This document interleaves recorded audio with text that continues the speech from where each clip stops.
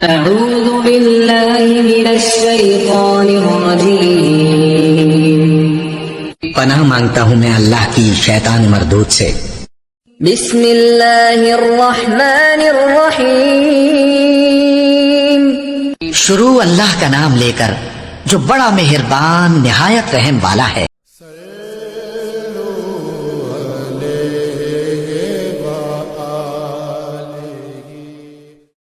عبداللہ بن عمر رضی اللہ عنہ کہتے ہیں کہ ایک سفر میں رسول اللہ صلی اللہ علیہ وسلم ہم سے پیچھے رہ گئے، پھر آپ ہمارے قریب پہنچے تو عصر کی نماز کا وقت ہو چکا تھا یا تنگ ہو گیا تھا اور ہم وضو کر رہے تھے۔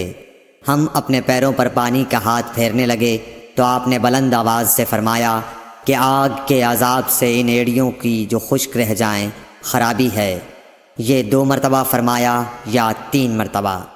صحیح بخاری حدیث نمبر 96۔ رسول اللہ صلی اللہ علیہ وسلم نے فرمایا کہ 3 شخص ہیں جن کے لیے دگنا اجر ہے۔ ایک وہ جو اہل کتاب سے ہو اور اپنے نبی پر اور محمد صلی اللہ علیہ وسلم پر ایمان لائے۔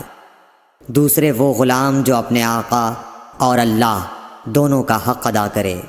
اور تیسرے وہ آدمی جس کے پاس کوئی لونڈی ہو جس سے شباشی کرتا ہے اور اس کو تربیت دے تو اچھی تربیت دے، تعلیم دے تو عمدہ دے، پھر اسے آزاد کر کے اس سے نکاح کر لے تو اس کے لیے دگنا اجر ہے۔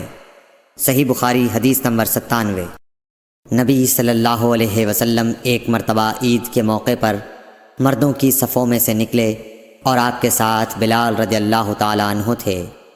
آپ کو خیال ہوا عورتوں کو خطبہ اچھی طرح نہیں سنائی دیا تو آپ نے انہیں علیحدہ نصیحت فرمائی اور صدقے کا حکم دیا۔ یہ بات سن کر کوئی عورت بالی اور کوئی عورت انگوٹھی ڈالنے لگی اور بلال رضی اللہ تعالیٰ عنہ اپنے کپڑے کے دامن میں یہ چیزیں لینے لگے۔